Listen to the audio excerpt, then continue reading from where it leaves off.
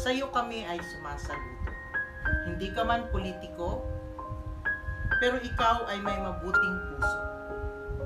Salamat sa Panginoong Hesukristo dahil may tao pa ring katulad. Sabi nila, ikaw daw ay mayabang. Ngunit kung iyon ay totoo man, mas mabuti na ang mayabang na nakakatulong sa bayan kesa naman sa iba dyan na puro lang salita ang kanilang alam. Salamat sa iyong mabuting kalooban. Ipagpatuloy mo lang yan dahil yan ang tunay na kayamanan na hindi kayang tumbasan. Marami man sa iyo ang bumabatikos, pero sila ang mga taong ayaw kumilos para tumulong sa mga naghihikahos. Hayaan mo na lang sila sa kanilang mga ginagawa. Huwag ka na lang papaapekto kahit sila ay ngawa ng ngawa.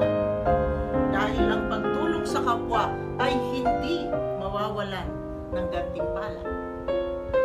Sa inyong mga natulungan, ginhawa ang kanilang naramdaman at may pagkain silang napagsalu-saluhan sa kanilang hapagkainan.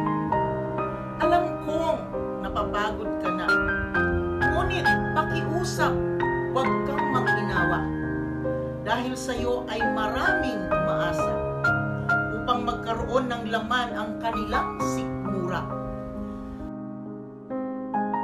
Kaming mga spiritual frontliners, hindi mo man kami kilala, ngunit nang aming makita ang inyong mga ginagawa na pagtulong sa kapwa, ikaw ay amin nang isinama sa aming pagdarasal sa ating Diyos Ama.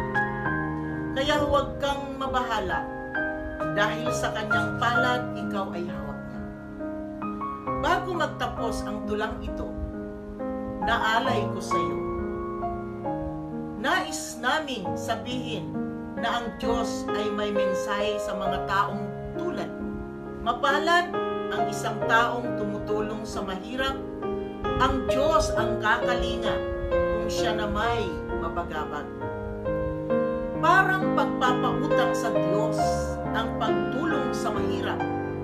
At pagdating ng panahon, ang Diyos ang magbabayad. Pagpalain kang lubos ng ating Panginoong Diyos. God bless Sir Francis Leo Marcos. God bless the Filipino people.